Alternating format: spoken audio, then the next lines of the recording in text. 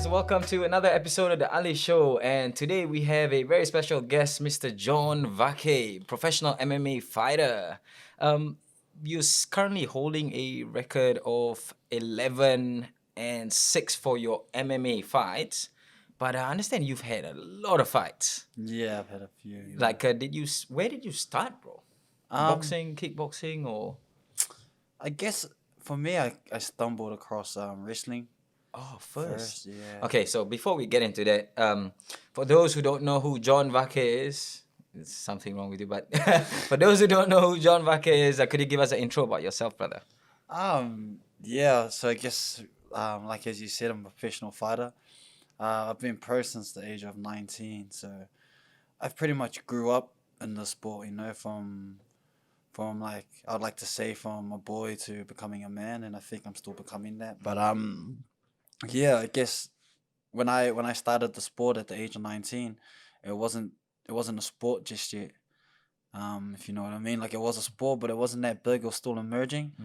So when I took up MMA at the beginning, I didn't really have like high expectations. It was my version of rugby at the time. I kind of wanted to get into something. I wasn't really that good at league. I was kind of sick of playing off the bench. I wasn't getting much game time. I was just like, so the first couple of years, I wasn't even really training that hard. I was probably training like like a local rugby player would, probably a Tuesday and Thursday, maybe Friday I'd do some extras, and it might train on the weekend if I feel like it. And yeah, I was just competing from such a young age. Probably like 19 is when I turned pro. That would be about like 10 years ago. You're 29 now? 29, yeah. Yes, that's like 10 years ago. Yeah. Wow, it's been a while. Yeah, it's been a while, and it's amazing to see what the sports grew into. But I feel like as the sport grew, I've grew as well, and like looking at the way the sport it was now, it wasn't like that when I first started. And it makes me sound kind of old, but I'm actually not that old in the sport, still very young in my career.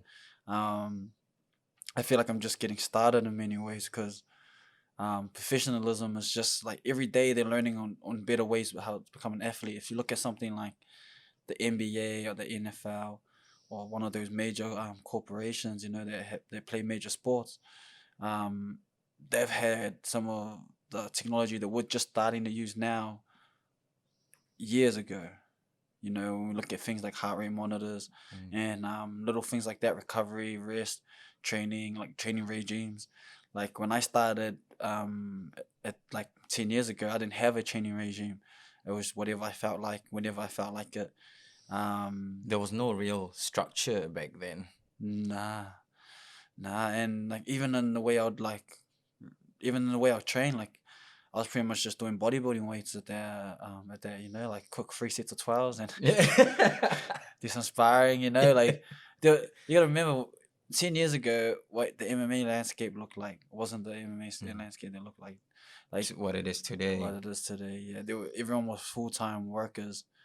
Like I think Rich Franklin was a champion when I was getting into it, and he was known as a teacher that was also a world champion, and you just can't do that these days. You're seeing amateurs now that are fully emerged into this, that they're not even pro yet, but they're training like a pro to become a pro because of the pathways changed. And I think that's good for the sport, it's been pretty cool to see it grow, I guess, and in such a rapid state where where people from like all over the world are really into it, and they will like travel to commit to the sport. Where when I first started, to be honest with you, it wasn't really a sport. Like, and many It people was more like a hobby. Was that at that time? That was with wrestling, right? Yeah. And so you with wrestling, did you compete like at a just a national level? And how long were you doing it before you wanted to like add something else, or try something else? Well, to be honest with you, I wasn't really that good of a wrestler in high school. I just kind of stumbled across it. It was like it was a hobby. I was probably only training like once a week, really. I'll tell you a funny story. Tell us.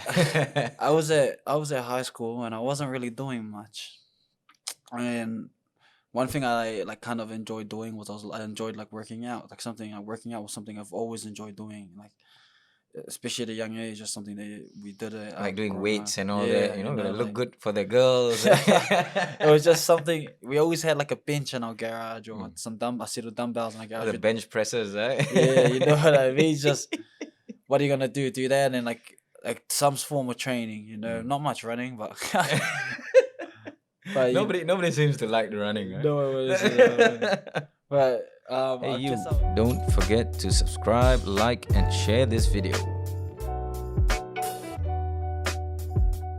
I guess I was just in high school. You know, yeah, couldn't make the first 15.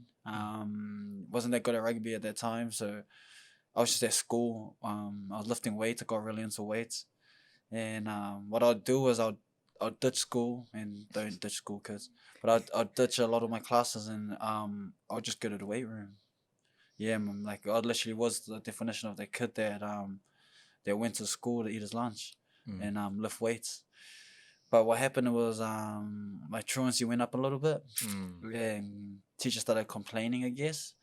And one day a teacher came up to me and was like, "Oh, you don't even show up to class, and you shouldn't even be in the weight room. You're not even an athlete of the school." And started giving me real big trouble, and I think I was about to get into really big trouble for it because you had just missed too many classes, and not only were you missing classes, you were like I guess abusing the rules. You were in the weight room, you weren't representing the school for any manner. The weight room was made for athletes of the school. It wasn't like a Les Mills membership. And yeah, because I couldn't afford a Les Mills membership, otherwise I would have been over there. Because Yo, yeah, definitely. Those they're not cheap as well. nah, they're not Yeah, for you know. 16-year-old, 17-year-old kid. Yeah. You know, you get. I just went to the school weight room, Mm. but lucky for me, yeah, the teacher was yelling at the time, so I guess next door in the gym, um, the hall, I guess someone could hear him, so he walked in and kind of asked what all this ruckus was, and yeah, he ended up being my first wrestling coach. Oh, nice. What Kind a of, coincidence. it was Yeah. because I was about to get like all this attention, like Mm. for all of the classes I missed and for being over there, and I guess shout out to Daryl Jewett, my first wrestling coach. He kind of walked up and was like, "Why are you yelling?" And he explained to him that this guy never shows up to class. And I called him here last week in the weight room. And I told him, "Look, you should go to class, and you should definitely not be at the weight room because you're not an athlete of the school." And then he kind of looked at me, and I think because I had been lifting, I was at like a certain stature, and he was like, "Well, he is an athlete of the school." And then the teacher was like, "Yeah, what does he play?" And he says, "He wrestles. He wrestles for me." Then after he walked up to me and we pretty much said to me like, "You got two choices. You can either sort out your truancy, and fight this battle, this weight room, or you can wrestle for me in Auckland Champs next week, and we got a spot opened up in your weight division. You can come wrestle." So I never really went in there for the mindset of wrestling. I kind of went in there Just to use train and just to train. just what you like to do at Just that what I point. do. Yeah, exactly. And then how was the whole experience with wrestling? Well, firstly, I got a hiding. But I realized the 3 sets of 12 didn't help you very much there. I was just like, what? It was like real humbling. I was just like, shucks, I could bench 100 though, but it wasn't working. I couldn't quite. It's a whole different art altogether. Oh, Yeah. 100%. But it taught me a lot of it was like character building. But for me, that was only my last year of high school. So I only wrestled a season. Okay. Yeah, so You mentioned a little bit about the truancy and all that. Like, why do you think like at that stage, why do you think like what was the reasons behind it? Like, were you just like not interested in the studying part, or what was it? I guess I just wasn't. I didn't really know what I wanted to do when I'm at that stage of my life. I guess if I didn't know what I wanted to do, I wouldn't do it. And it's funny I said stage of my life because I'm probably still the same today. No, I mean, obviously now you have a goal. Looking back, if you could change a little bit of how you did things, what would you have like done or added? Well, to be honest, I would have applied myself first more instead of trying to figure out like I got really lucky in a sense in that day, because I found the first sport that I kind of liked, and that trickled on into like me starting other martial arts like BJJ, learning how to kickbox, and then fighting eventually. But like, I guess if I could change anything back then, it would be really just to aim more, like try stuff more. Because that was just pure coincidence. Like if he didn't walk in on that room, I don't know what I would have been doing. I don't know if I would have found the sport, but I ended up wrestling there for that year. And what was crazy is that wrestling kind of saved my life, because it only took a season for me, but it really did teach me what hard work meant and like the power of will, because I got to do it. I didn't have enough time and enough background to get any good at it at that stage of my career, but but it was enough.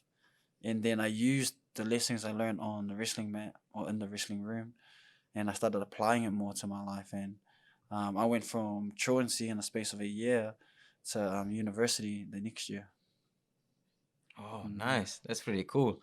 So you kind of applied that discipline towards the other aspects of your life as well. Mm. And which one did you really like stick to after wrestling? I guess I would say the first one I did was boxing and BJJ. I did that simultaneously. Mm. I found a local BJJ gym, and I went to there, and then I found a boxing gym, a local boxing gym, um, and then I went there, and that's when I first started. I was studying full time, training in two different places, and in my mindset, competing. Yeah, I just went there and started competing. Nice. For Mm. BJJ or for boxing? Um, I started competing in MMA first. Oh, okay. So you just Yeah, went straight into straight to MMA. yeah, straight. I went Oh, from like 17-year-old straight into wrestling, and then by the age of 19, I just like, oh yeah, we should get pro. wow. Yeah, so That's pretty impressive. Like, I mm, mean, going straight into it and not just like, not taking your time and waiting, so long. mm, That's pretty cool. Um, so with with what was I gonna say?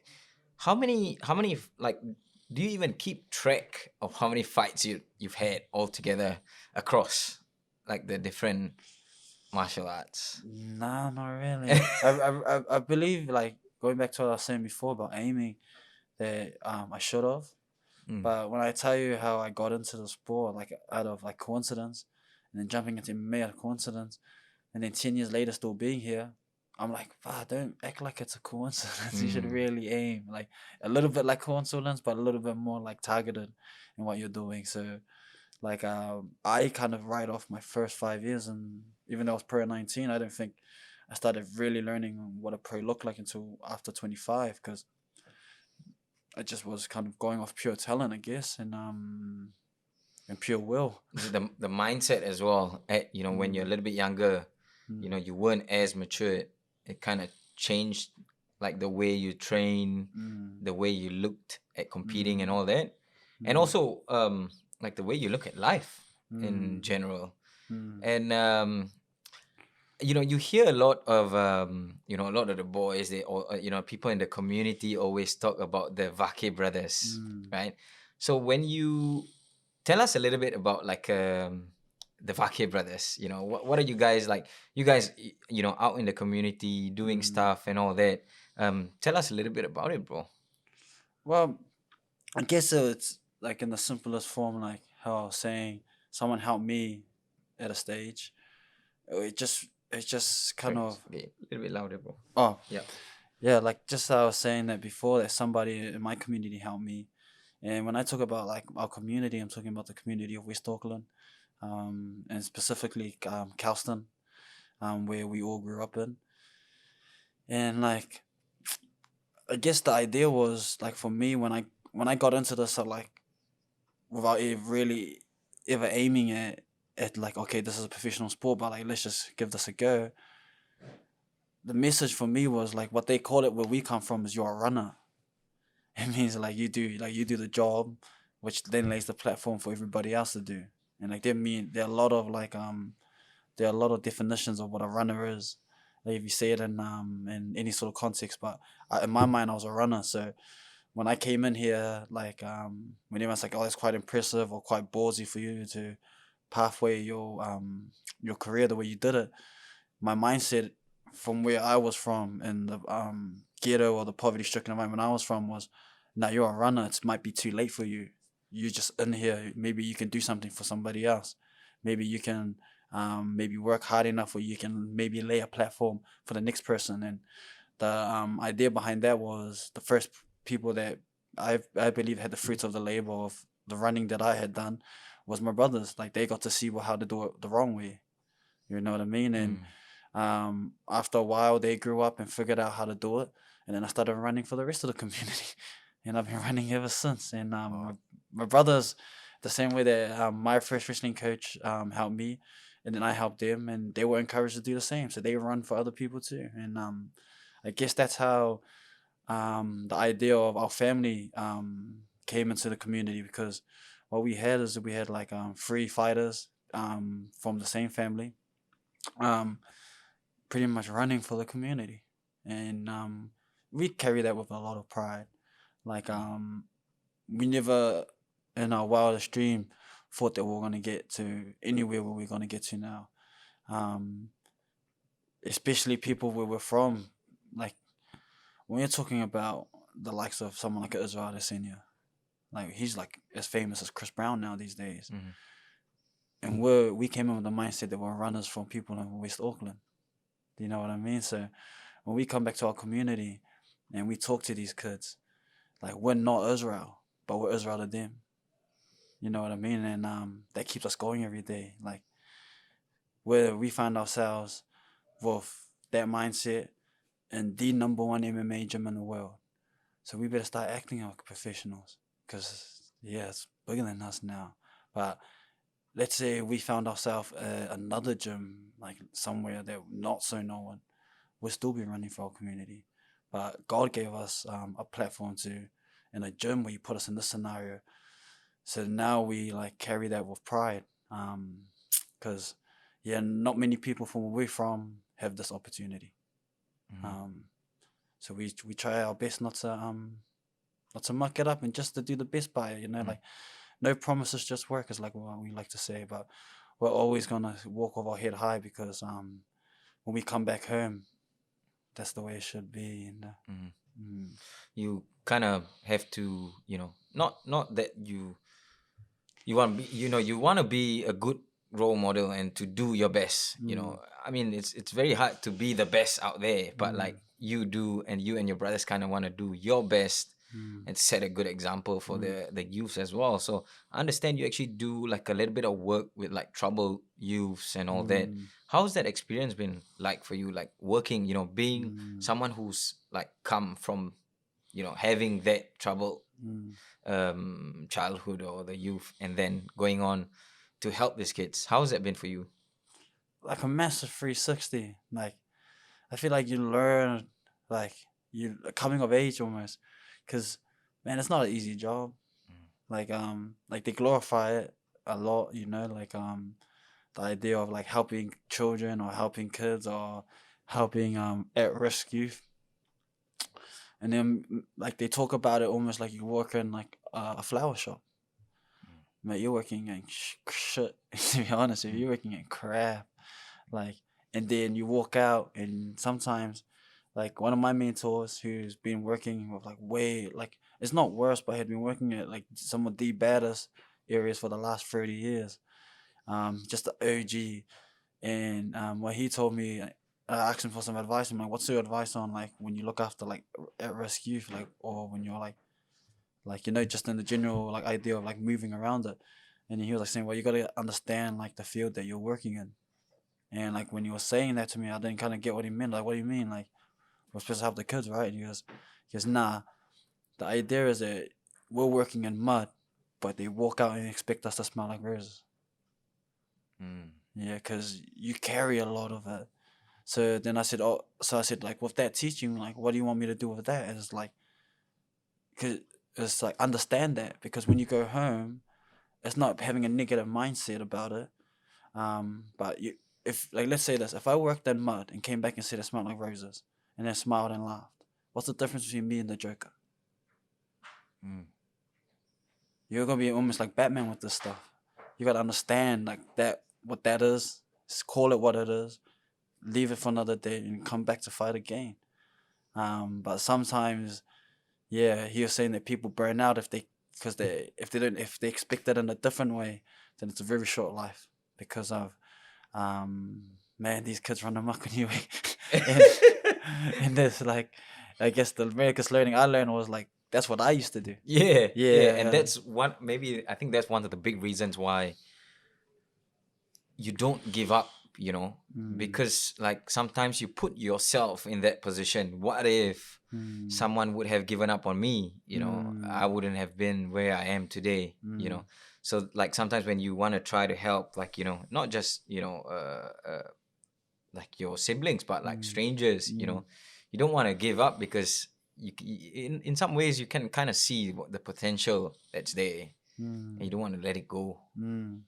So like man, it's pretty cool, and it's a hard job, and like you have to understand like some of the youths, they kind of like in the toughest state of mind that they are at, like they like obviously when at that stage you're like really stubborn, and I was as well. I remember that period of time where we just don't want to listen to anybody, we want to do it our way, and it was very difficult for people usually give up easily, and They do. that was what I kind of realized. Like they work with you for a while, they try to help you, and they try to, and then like after a few times they're like, this guy's like beyond hope. Yeah. Yeah, that's Yeah. like Yeah. there were times that people said that to me, like this guy's beyond hope. I was Yeah. like, what? And like you in a way, like you're like, oh, okay, I'm just carry on doing my thing, Yeah. and it kind of, I guess it kind of pushes you sometimes when you help, when you see you know you're trying to help someone out, like you don't give up. Just keep going, even though if you're making like very small changes or small positive changes, like you just keep going. It will soon add up, and it will come to a point where they start to realize for themselves. 100%. Yeah, so that you don't forget to subscribe, like, and share this video. I want to dive a little bit into your MMA career so far. Cool. So a total of like 17 fights. When you first started, so obviously you said that was when you went into BJJ and boxing. And have your fights been like all around, or has it just been like in New Zealand or? Nah, I fought. Oh man, how many countries? I think I was calculating. I think I fought in 5 different countries. Wow. Yeah. A quick story in my MMA career was, I was studying full time for my degree in business. While I was fighting professional MMA, which I don't recommend to anybody, because man, studying's quite hard. It's quite a workload. But for me, like I said before, at that time, MMA hadn't developed enough as a sport. So in my mindset, it was like playing rep footy. As long as I train like 4 or 5 times a week, I should be able to compete. Where now, people are doing 4 to 5 times, like Twice a day. Yeah, like by Tuesday they're training 5 or 6 times. But my mom was like, "Well, if I can get to the gym, then I can train." And like think about it in the idea of rugby. Like that's no knock to the sport of rugby. That's still the same amount as some rugby players do. It's about 5 times a week. So in my mindset, I was like, okay, if I'm doing about 5 times a week, I should be able to do this, and it'll keep my mind off studying, and it'll give me something to do. Like one thing I learned about like lifting weights is that if you stop it, it loses. But in this game here, you have it forever, skill set forever. If you learn how to box now, the science is with you forever. If you learn how to compete on anything, but it wasn't a sport yet. So in my mindset, I was like, oh, let's do this because this is gonna stick with you forever, and we'll see how it goes. But by the time I finished my degree, age of 22, I think it was. I think I was 4-2 at the time. I competed 6 times. Wow. And I think my last fight on my last year, going into my end of year exam, during that exam I had like an exam, a fight, an exam, and then another fight. And that fight was Israel Adesanya. And what that showed me was demons are real. and they're like and they're just another level. And that's five times a week. That's not gonna work. Like if so I Was either it Israel's first or second fight? It was his first or second MMA fight, right? I think it was his second Second MMA second fight. MMA fight, and I think it was my sixth at Yeah. that time. Yeah. How was that? How was that experience fighting with AZ? Well, obviously for people who don't know, you know your teammates now, right? But at that time, how was that? You know, jumping in there, fighting with him, and obviously you said there was that difference in the skill set and the level. What was that experience like for you? But that was like every other time I fought before then. I think I had like 5 fights and had only lost one of them at that time. But even that one, since I was full-time studying, was during exam time. So I had an excuse. I was like, oh, I had an exam, and then so if I didn't have an exam, maybe I wasn't as stressed enough. But then when I fought him, it was just clearly he was working harder. It was the first time when I was just like, man, this guy's like, he's like good. Like, and I could have had like nothing on for like that time. It wasn't going to change that. So I started looking at my application to the sport, and I really had two choices. It was either like work harder or stop, because like I said before, demons are real. You can get yourself hurt. So yeah, I ended up for 6 months. I kept going a little bit. I finished my degree, and then when I finished my degree, I made a decision that I was gonna do MMA instead, Full time. full time. So then I flew myself to Thailand and started training full time. Yeah, and it's quite interesting as well when you search up when you put your name on John Vake on Google, and the first one that comes up on was it Tapology or Sherdog, that have like your MMA stats and all that, and they say that John Vake is fighting out of Chiang Mai, Thailand, and I wonder why it's not changed yet, but Yeah, and they gotta really up their game, eh? But Chiang Mai is where I flew to. Wow, nice. Yeah, at that one. So what was that whole experience like in living and training in Thailand? Oh man, it was different. Like it was because I came from like training maybe once a day or once every second day, and studying full time to this is your study. This is how you train, and I ended up putting myself in with a team of professionals, and a few of them are like ended up being pretty good actually. Like I was with Mark Abelardo, he fights for one. A guy named Glenn Sparv, who's now one of the coaches for the Tougher Brothers. A guy named Jeremy Kennedy, who had a stint in the UFC for Alexander Volkanovski. Now he's at PFL. Okay. Ali Muhammad, who's in the One Series right now. We were all very young back then. And yeah, so I stayed over there, and they pretty much did what I did.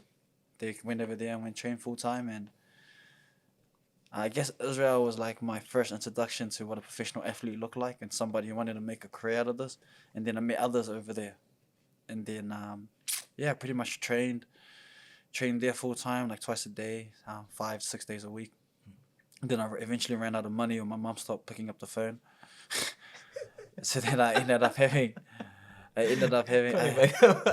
She was like, "Can you transfer me some money?" "Oh, mom, because I fought 3 times over there. I fought 1 Muay Thai fight and 2 MMA fights.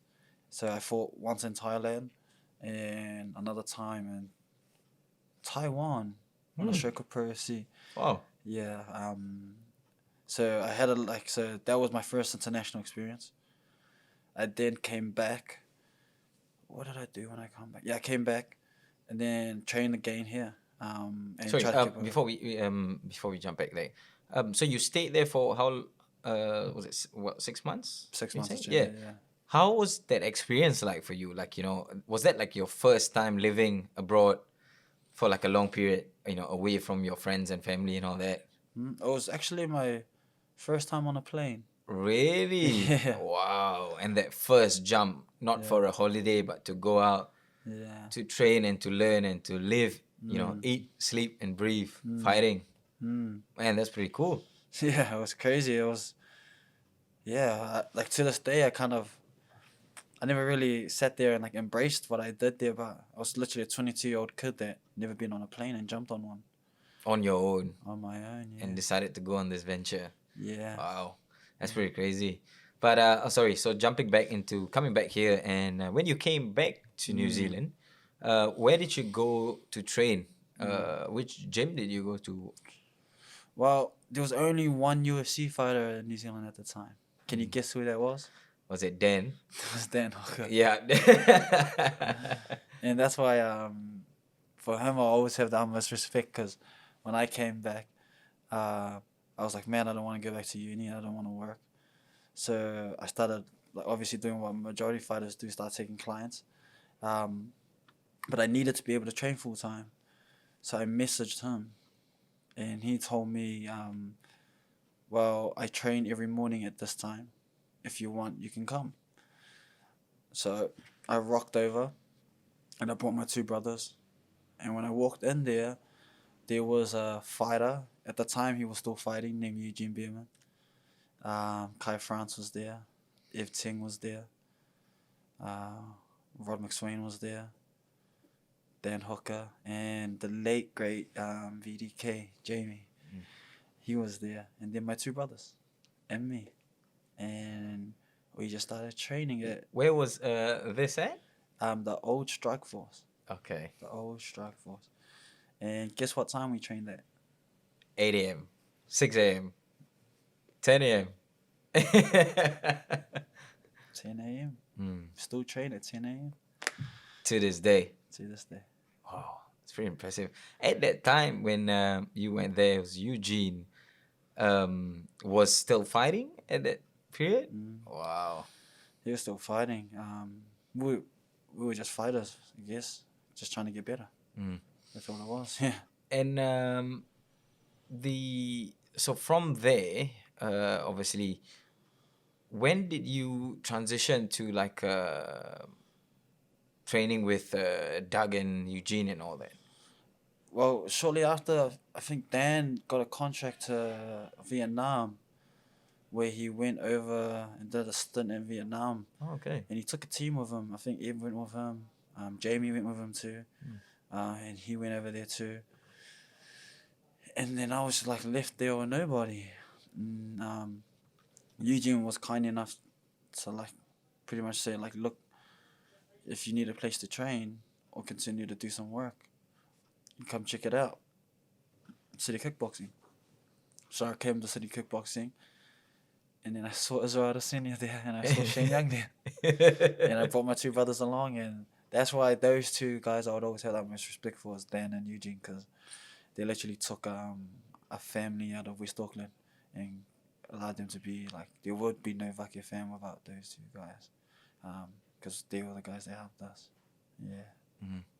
Eugene, mainly was at that point was Doug was there with Eugene at City Kickboxing when it first started.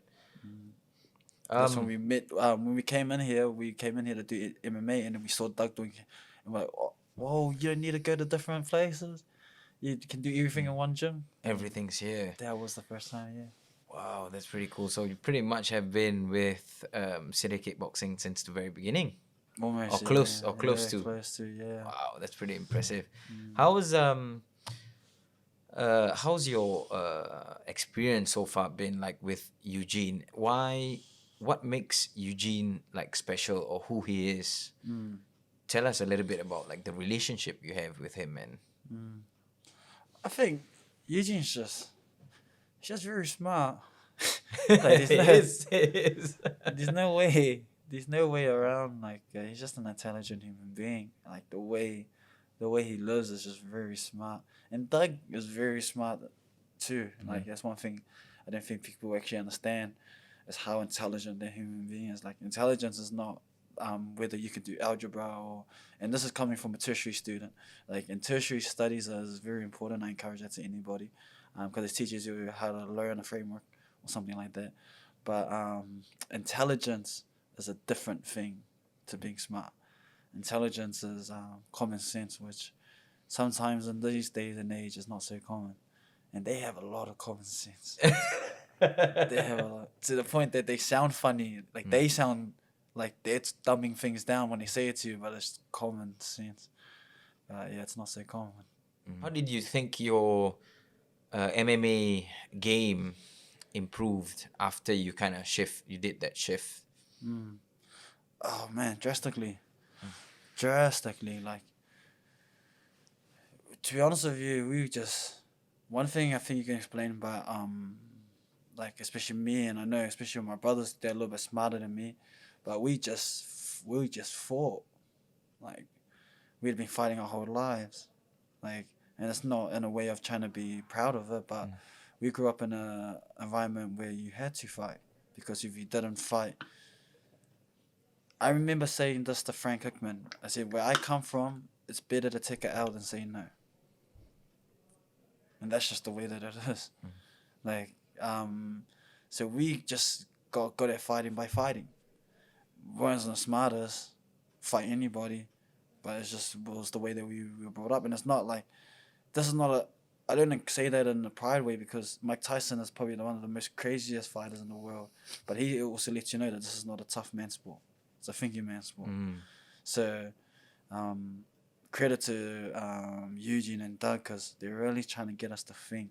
But they're battling, like when we talk about the youth, that's some youth teachers right there, because we're like the, and now, like, if you ask about us as much as we do for the community, if you ask about the Vake boys as students, man, the least we could do is help these kids, because the amount of grey hairs we gave to those teachers is ridiculous. Someone's got to help the teachers, and it has to be us. So, like, now it's just like coming out of high school, like, these guys are the new ones. And I honestly believe if we didn't have someone steering that ship, we would be in a totally different place. We would be representing the community in a totally different way. Yeah, and what I also know from your fights that you've had, you've fought some very talented individuals as well, who quite a number of them are actually on the same team now. How is that? How do you think that has like helped you, or what do you think of that? To be honest with you, I think it's been for the best. Yeah, you really do get to learn a lot from your opponents, and that was something. Before you would just fight, and then that was it. But where I come from, you never really look back. It was just, okay, that's a fight. That is what it is. But one thing I've learned is that, like, you can learn from your opponents and from the past people that you have fought.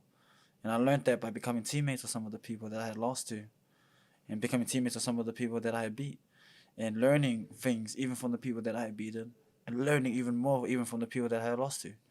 Where before it was more like, yo, meat scrap. yeah. So yeah, it's been great. It's been great. It's been great. All of them. I want to ask about, there was a period where you took like a bit of a long layoff. What was like the reason for that layoff? Why did you have like a break? To be honest with you, Ali, I'm still on my break. I haven't exactly come back yet. But it was just it was like I was telling you before. It was really just to reassess what I was doing. There were a lot of things that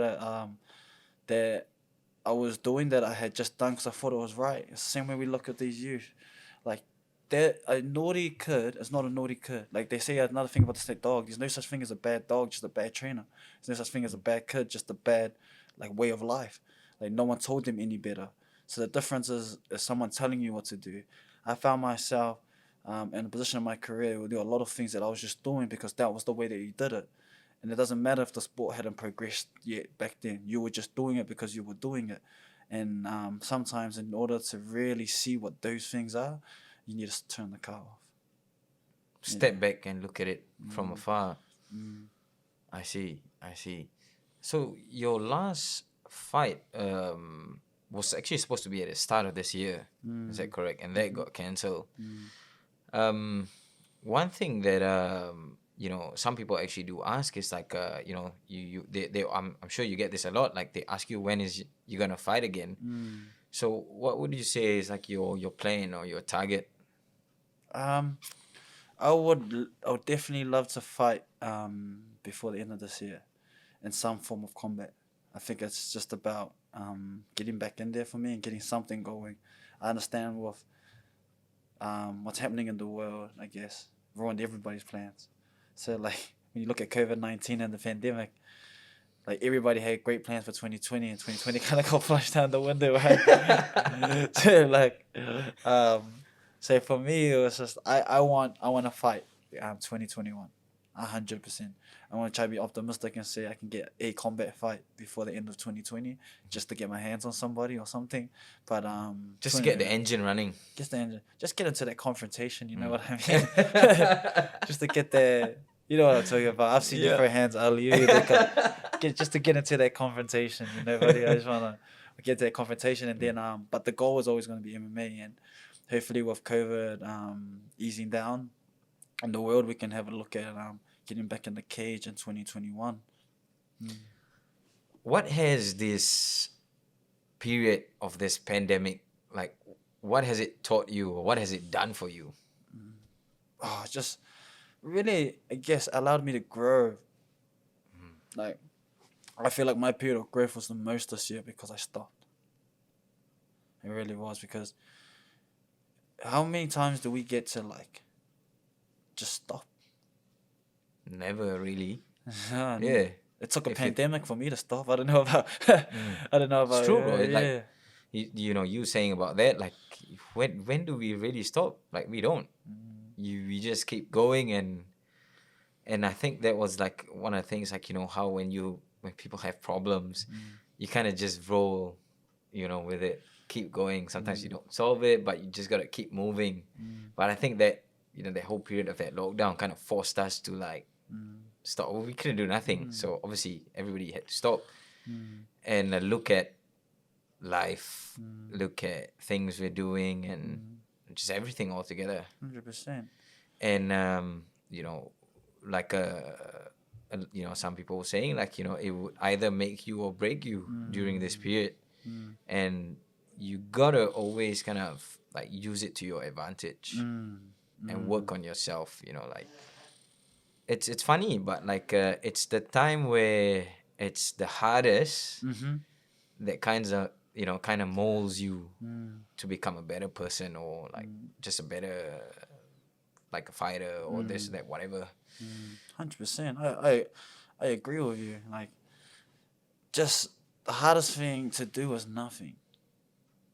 You know what I mean? I think like the same way, and this I only realized this when I did nothing. Like it took a pandemic and the government saying that it's illegal to be around more than 3 people. You know, because you know me, and you've seen, like, we've been in the gyms together. And I'm just a people type of person. I'm always talking to somebody. I'm always doing something.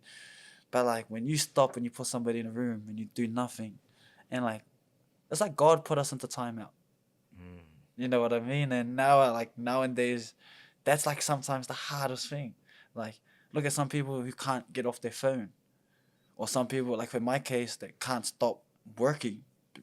And then when God put us into timeout, it was hard because it forced you to really look at yourself and look at what you were doing, and start to face things that you didn't want to, because you'd always just find a distraction. May it be friends, may it be family, may it be training, may it be work, may it be your phone, and yeah, it was like what you're saying. Like, it either made you or break you, in that period of time. And yeah, for me, I felt like it allowed me to really rekindle what I was doing, and really look at what I was doing, and come back, I guess, and honestly say that I'm coming back better.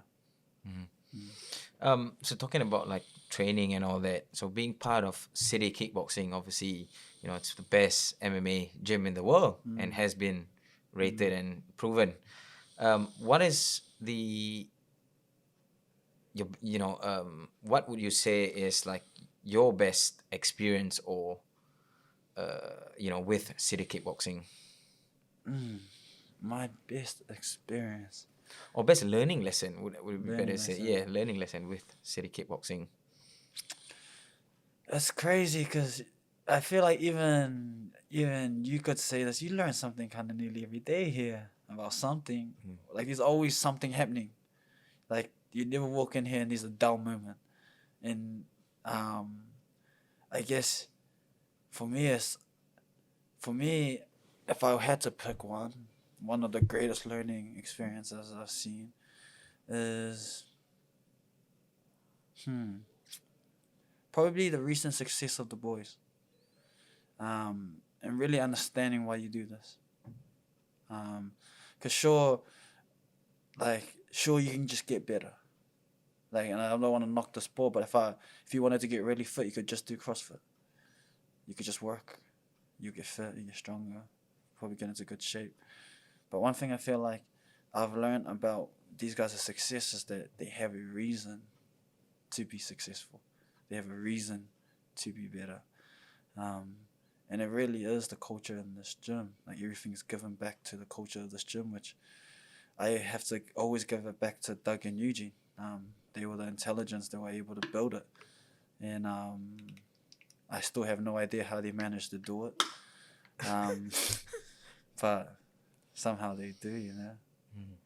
It's not only just like managing not only like a whole group of fighters, but like even the team of coaches as well. There's a lot people don't really one thing that Eugene said was, people always refer to Eugene, but Eugene said it's not just him. It's a whole team of coaches that work together, which is, I mean, not everybody's gonna know about it, but like it's yourself being someone who's trained in, you've experienced training in a lot of places, that it's not always the easiest for like trainers or coaches to work together. And the fact that they do it so well is what kind of sets them apart, 100%. I feel, from like other gyms and other places. Hey you, don't forget to subscribe, like and share this video. What has been your best moment or experience in your fighting career?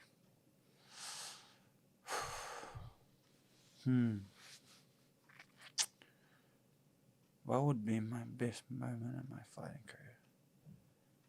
It would be hard to say for me. It really would be hard to say because they've been great ones. I feel like for me at this point would probably be my competing in China, because never being on a plane before to flying over, which was big for me. And then fighting a foreigner. Let me tell you the story about this one. Oh, let's hear. Yeah, this one's a Let's cool hear about story. it. So, I remember Eugene at the time, and I was with a guy named Stephen Warby. And Eugene walked up to us and was like, do you guys want to fight? And I was like, oh yeah, I want to fight. And he's like, do you want to fight in China? And I was like, yeah, cool, I want to fight in China. And he goes, well, it's like the first week of the new year. And I was like, what? And then he was like, so you're pretty much going to be training through Christmas and New Year's. And I think we flew out, I can't remember, it might have been New Year's Eve or the New Year's Day we flew out. Wow. Yeah. So he asked us, and then like in my mind I was like, and then Warby was like, yeah, hard. That's what, like, bro, of course. And I was like, yeah, hard, of course. Keep the same energy. Keep the same energy. I was like, because back then, like even now, Warby is one of the most respected guys in this gym. One of the OGs. So when he was like, yeah, of course, I'm like, yeah. I didn't want Christmas. Who wants Christmas? That's not for us. That's not Christmas. What a joke. Let's train. So we trained. Jumped on a plane. Went to China. To China. And you know what Eugene didn't explain to us at the time? It didn't tell us. So he said it was in China. Okay. Technically, it was in China. Okay. But it was the furthest up north in China you could. Like, I had when I got there, I had signs saying Russia this way. Like Russia was only like an hour away, like hour or two away. So I'm talking about North China, like right at the top, Yo, and it's cold there. Like it is. it's cold.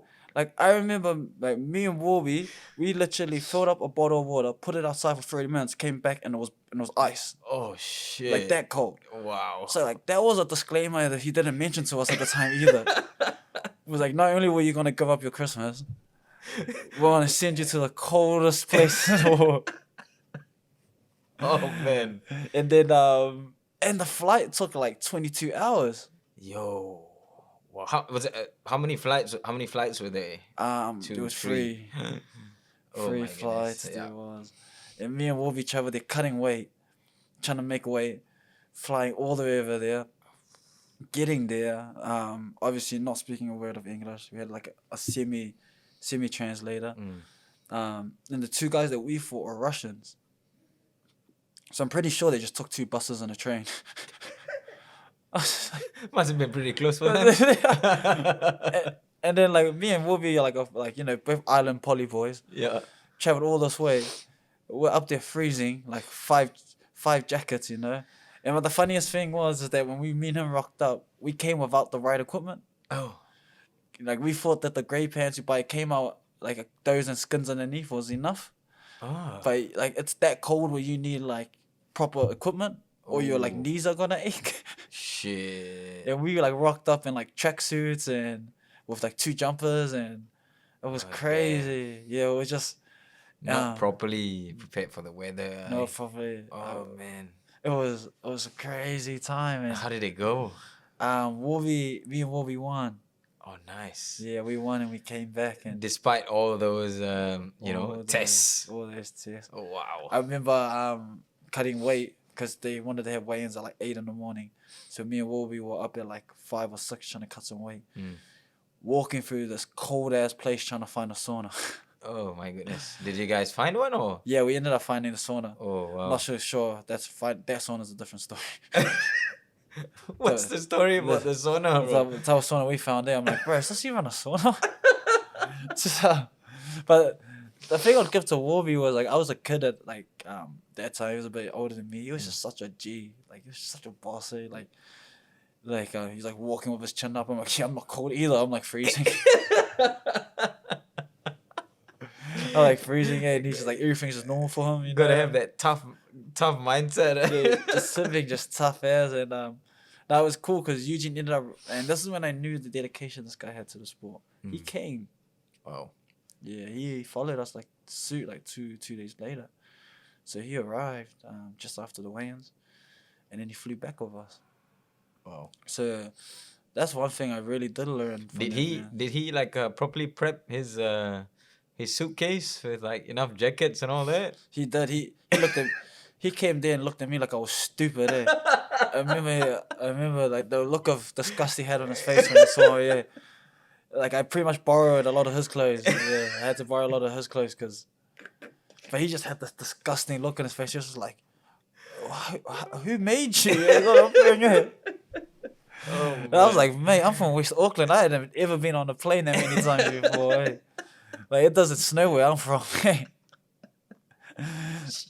That's why, like, it was, man, it was crazy. It was fun times. It was great times. That's probably my favorite experience. I think like in some parts like just that travel experiences with the people close to you, it's kind of more memorable than the actual fight itself. It is. Would you say so? 100%. Oh man, they just rang me another time.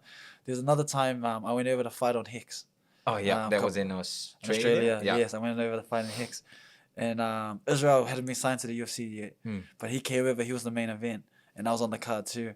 And I came over. My brothers came over to support and stuff, and Israel ended up knocking the dude out. I ended up submitting my guy in the first round, so we both won. Nice. And then Carlos over came with us too. Oh, nice. Yeah, Carlos came there too. I think he was doing like, I don't know if someone flew him over because he was good looking or something. I'm not too sure, but he was over there as well, and it was just a great time. And Carlos got us into this club, like super exclusive club, like it was going off in. And like, obviously no one had made it at that time, so we were like, oh man, like it's like a private function. You'd never guess who was inside that club. Who? Tell U- us. Tell us. Usain Bolt. What? He was inside the club. He was doing a tour of Melbourne, and Oh there wow. was he was literally like 30 meters from where we were, because we managed to get into the VIP section because Carlos knew people. And then I remember and Israel was like, I think he was still like maybe a fight or two away after that. I think he fought 2 more times before he got signed to the UFC, and then a year later, everyone knows the story. But I remember him saying, like, because all these people around Usain Bolt, and I was like, should we go talk to him? And he said something like, nah, nah, nah. He said something like, he's got the fastest feet in the world, but I got the fastest hands. Oh yeah. That's That's pretty cool. I remember I started laughing.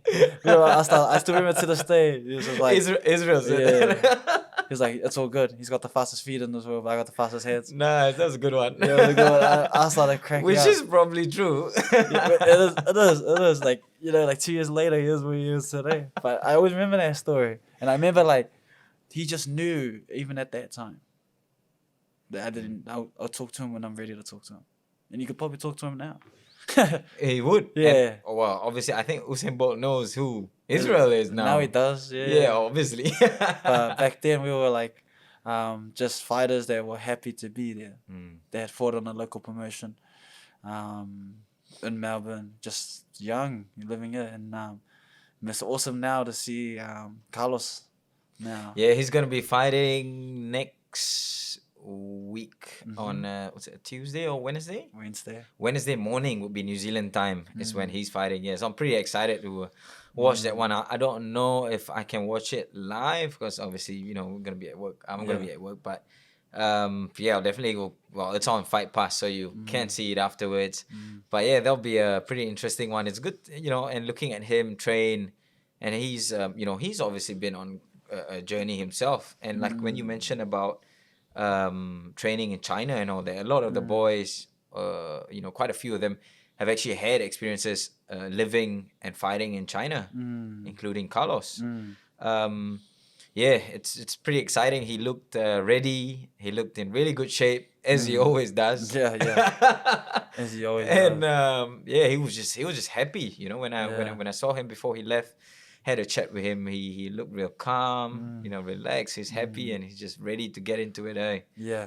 And it's pretty cool, like to see, looking at what has happened this year. Yeah. And a few of like these little events and things that come up, and the boys get to go. It's good to see, and it kind of brings back a little bit of hope. Yeah, it like does. it's slowly picking up and stuff like that. Yeah. So what do you reckon? What is gonna be the outcome of the Carlos fight? I think Carlos is gonna win. I think Carlos is I'm betting that Carlos is gonna win in a way that no one's gonna see. Wow. Yeah, I feel like Carlos will win. What do you reckon? Decision, TKO, KO, submission? I'm predicting Carlos will knock him out. Oh, yeah. I'm predicting Carlos will knock him out. Carlos, 2 times King in the Ring champion. Wow. I feel like Carlos was definitely, and I feel like I don't want to jinx it, but I know it's gonna be a knockout. I just don't know when, but he's gonna catch him. That's the one thing about Carlos is like he has this very friendly look. Very, he's always smiling and stuff. He doesn't really look angry. Yeah. Even when he's real serious. Yeah. He doesn't really look angry. Yeah. And I think that's what kind of puts people don't expect what's coming. Yeah, exactly. Man, it's so unassuming, but when it comes, it comes. Yeah. I'm telling you. It hits you like a train.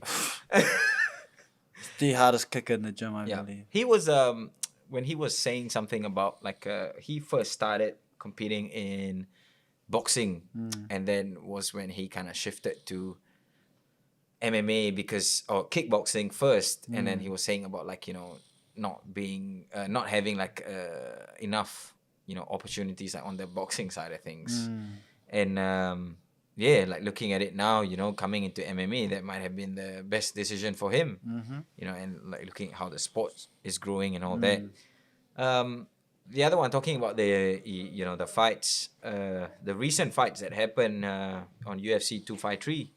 What were your thoughts on that one?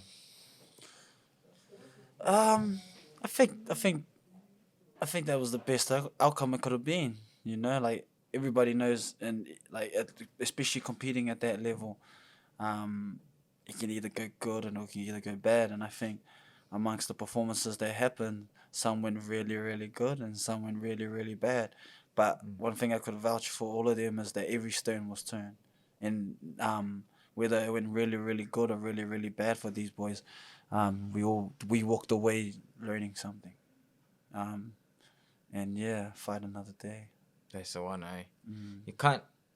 You can't dwell too long on like if you get a loss, you shouldn't dwell on it. You know, you learn from it, find out what you did right, what you did wrong, how to grow, how to improve, like on to the next one. 100%. I think that's like would you say a lot of people who just get into the sport or who don't have as much experience as yourself, like they always worry about losing, and like that fear. I mean, in some ways, like even like when Mike Tyson talks about this, the fear of losing is what pushes you to work harder, be better, and put on a better performance, and outsmart, outbox, or outskill your opponent. But like when you let that fear drive you, it's quite toxic, you know. I agree. I think if like, and it's very hard because it's like it sounds the same, but you can't let it drive you. But you got to use it. Which was like, True, doesn't that man. sound the same?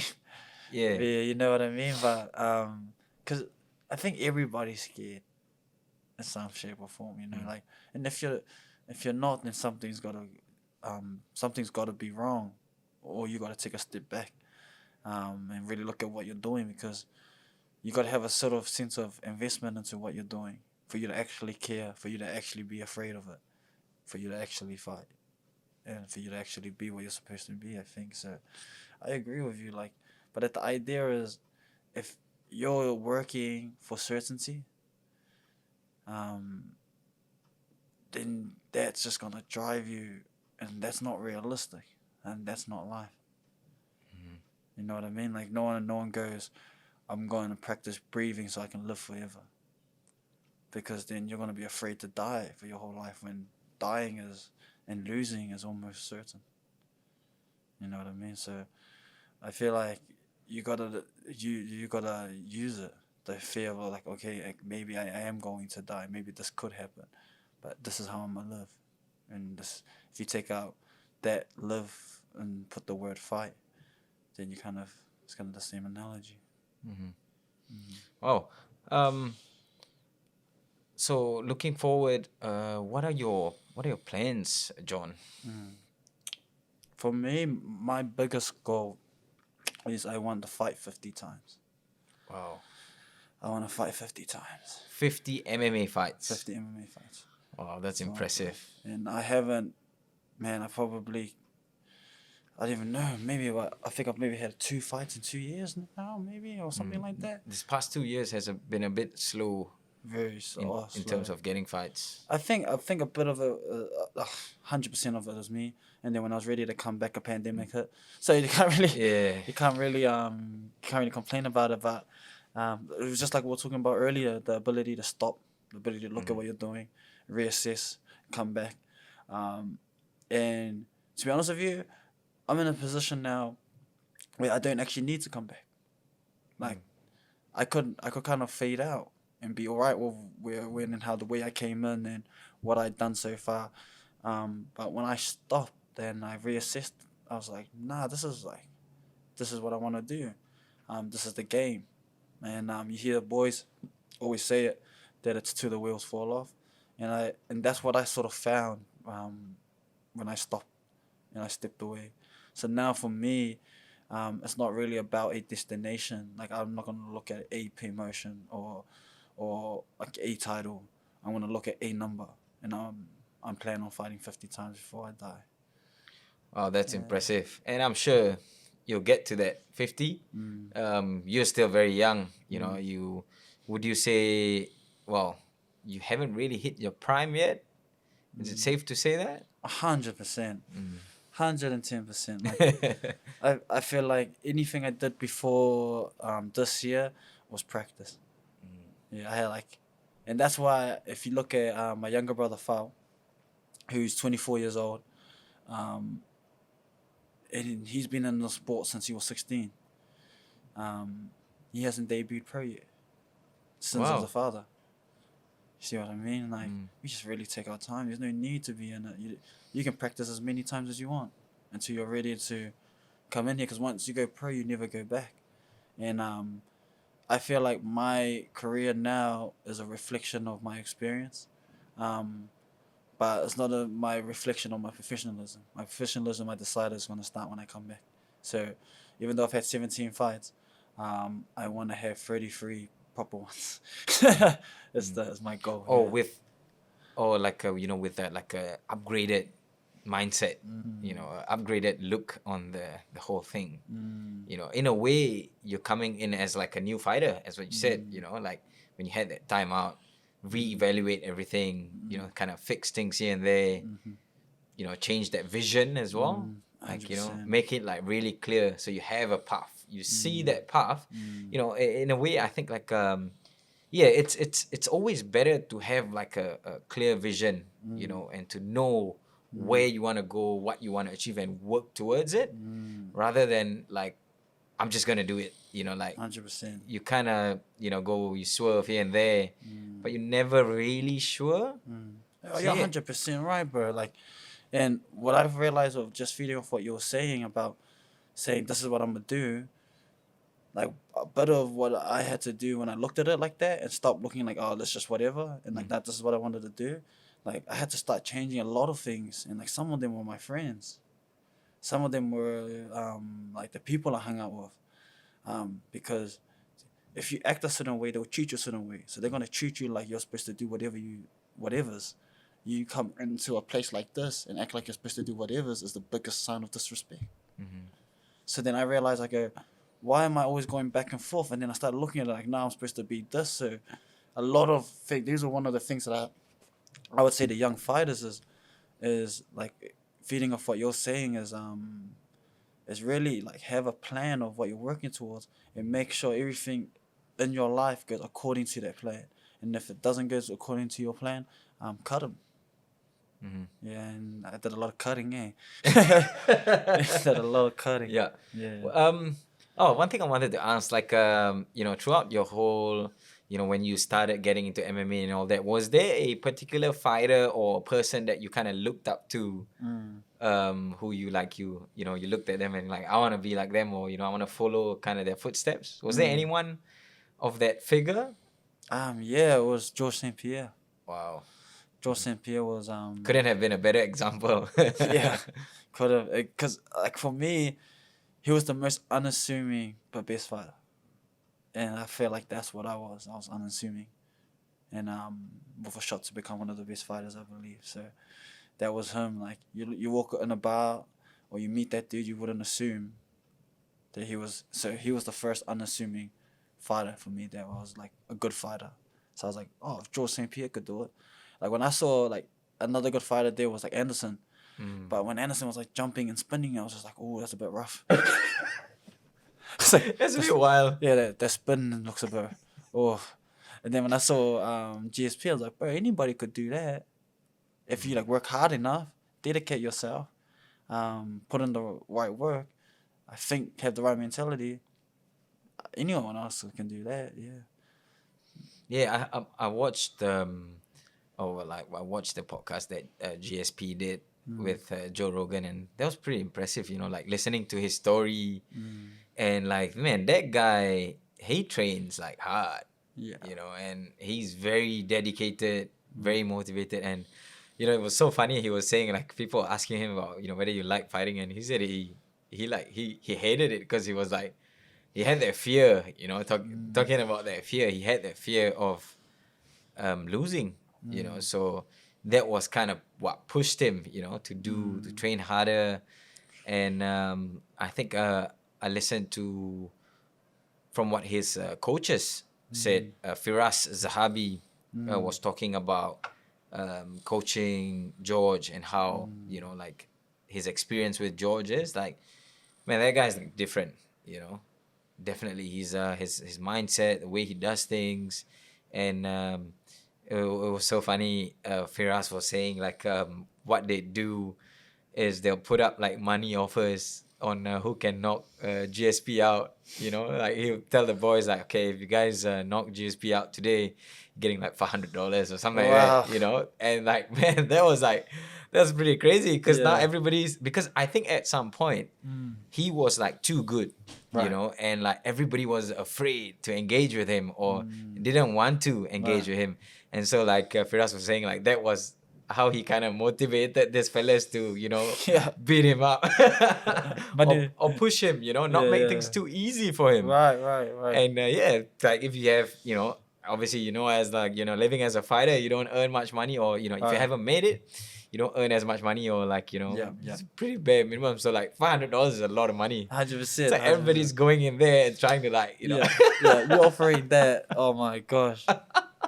it's that pressure. And even George was saying, man, Firas is crazy, you know, he gets Yeah. his boys to you know, to beat me up. And Yeah. and that kind of what's, you know, what puts him on his toes, you know, which is like, it's pretty wild if you think Yeah. about it, but like, you know, it is one way of Yeah. doing it. Yeah. Hey you, don't forget to subscribe, like, and share this video.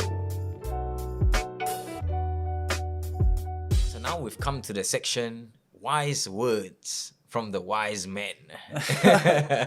So John, if you could give some advice to people watching, listening, what kind of advice would you be giving? I think just to be happy. Yeah. Especially like that's one thing I learned about the sport is as chaotic as it is, like, cause this is a chaotic sport, and I know you know firsthand, cause you don't just interview people, you're in it. I've seen you in it, in the trenches with the boys, and it's a roller coaster. It's uncertain every day. You don't know if you're gonna feel good that day, if you're gonna feel bad that day. There's too many variables, like too many for us to know that something certain is gonna happen today, and a fight's just another uncertain day of many uncertain things that we live as fighters, you know. So it's about just being happy, I guess. Like, you know, imagine waking up every day and being sad that it's raining. You know what I mean? Because some days it's gonna rain, some days it's gonna be sunny, and fighting taught me that that you just gotta be happy, and whatever's supposed to happen is supposed to happen, however way it's supposed to happen. Enjoy the process, and like even the ups and downs. It's quite hard, like, you know, to say it is one thing, like, you know, but in some ways, when you learn, I guess when you learn to enjoy the downs and like the hard times, you just build yourself up mentally as well, you know, because if you learn to enjoy it, like what you said, have fun, and use that as like a learning experience and all that, like there are no bad days. You're right. If you think about it, you You're know, right, 100%. there might be days where you get a hiding, but you know, Yeah. That just teaches you to keep your hands off, you know what I mean? You look at it two different ways. They pull my head there. You get uppercut.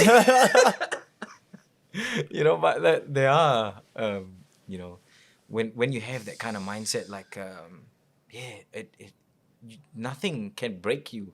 You know, when you have a strong mind, like your body, you know, your body is like damaged, you know, not, I wouldn't say damaged, but like hurt, you know, you feel pain in all your joints and your muscles hurting, and you're sweating, you're tired. You're right. But up there, if you have that will and you have that, you know, that spark in you, you just keep going. You do. And I think, like, everything you're saying is so true. You know, it's just like having that strong mind, continuing to go, you know, like not giving up. And I feel like the thing that makes that easier is if you're understanding why you're doing it. And it goes back to that theme we've been talking about, like that whole unassuming. Mm. Like, I'ma just do this because I got nothing else to do, or I'ma just do this because of might get this or I might get that. But I think when you have a reason for doing it and you understand that reason, then like what you say, it becomes easier for like no day is a bad day, or even a bad day you can like kind of turn it into a good day, or flip that, or figure out a way for to not let that break you. Because I think we don't understand how easy it is to push ourselves into a downward spiral. Like, it only takes, like, say you get up out of bed, you stub your toe, you get a reverse out of your home, someone hits the back of your car, and then you jump out of your car to talk to them and you drop your phone. That's three bad things, and that's nearly ruined your life for that period of time. Like, you know what I mean? You And come in, days off to bed start. yeah, you're just like, it ruins everything. Like, next thing you know, you're calling your partner or your brother or someone close to you, and you're trying to start a fight with them now. Like, the whole world, let's just burn everything down now. Like, we don't actually we actually don't realize, like, it's not that hard for us to get into that mindset. So if you have like a constant like reason, and that's why I always throw mine back into like something like a greater good, because like even on those tough pills to swallow, like let's say, that's not what we said about stubbing your toe, crashing your car, and dropping your phone. But if you remember, like maybe you have a kid that you have to provide for, so I gotta get to work. Maybe I Uber now. We'll sort this out later. You know what I mean? But if you like don't have a kid, or you don't have a greater reason for it, it doesn't have to be a kid. Like maybe it's I need to get to work to help my mom, or I need to get to work so I can travel for myself. Maybe it's something to do with your own personal goal. But if you don't have that, then you're pretty much you're kind of fucked. That's the way to put it. But you just end up walking around with a really bad smell. And I really like, what I mean by that is that your face just looks like something smells the whole day. You know what I mean? Like what's this guy smelling? And it's just really what it is three bad things, and no perspective. Talking about being a father, are you a father yourself? Nah, not that I know of. No, I'm kidding. I'm kidding. I'm not. I just check. Checks. Do you look forward to being a father? Yeah, I do. I do. I would. When do you think will be a time where you wanna like be a father? Would it be something you're kind of looking at in the next 5 years, or not so soon? Or probably soon, like maybe the next 5 years. But whenever, to be honest with you, like right now I'm so focused on my career. But like the idea of that doesn't scare me. You know what I mean? But if I can do it somewhere between the 40 and 50 fight mark career, like that'd be great too, Yeah. because you have more time. But I know one day it will happen. Like I just, how do you have that like the unwavering faith? Like I believe I'm supposed to be a father one day. So the way I behave, I feel like is always preparing myself for something like that. I don't know when, or where or whatever it's gonna happen, but I know one day it will happen. And I look forward to that day. But to be honest with you, right now I'm not really in a rush because I got enough kids to worry about. Yes, and the kids that you don't know about. No, Yeah, I'm just kidding. I'm just kidding. Yeah, that's a joke that gets thrown around quite often. yeah. It was funny. Oh man, but yeah, I mean, like it will definitely be you've kind of prepped yourself, with how you've, what you've experienced, what you've gone through, the things that you've done and are doing still. I'm pretty sure that you have kind of built like a kind of framework on how to be a father and how to be a, it's always different when you do it, but like I'm sure you kind of have the tools that you need to get into that stage of your life. So that'll be pretty interesting to see. But interesting question. When you do have a kid, would you want your kid to get into fighting? Nah, no way. This is a question I like to ask people. Why not? No way. Oh, you could do. There's so many things to do with your life. Whatever you want to fight. That's my first thing. Is like, I would like if I had a kid and he wanted to fight, I would want a 3-page essay on why you want to fight. Like this, you gotta convince me. Like you're sitting at the court now. At 6 years old. At 6 years old, I like if he's 6 years old, if he's 16 years old, however age he comes to me, like we're going to court, you know, and you're gonna have to testify on why fighting is, because there's so many other things you could do. There's so many other things you could do. So you kind of you teach your kids how to fight to in respect to, like, you know, being able to defend themselves and self-defense and all that stuff, to learn how to do it, but not to fight. Not to lock yourself in a cage in front of heaps of people. Yeah, like I don't know. I feel like I joined this to get into an idea of improving and how to improve myself, because there wasn't many frameworks before that in my life that showed me how to do that. And this was a framework I used, but like as I grew older, I started realizing there's so many other types of frameworks you can use to improve yourself. You know,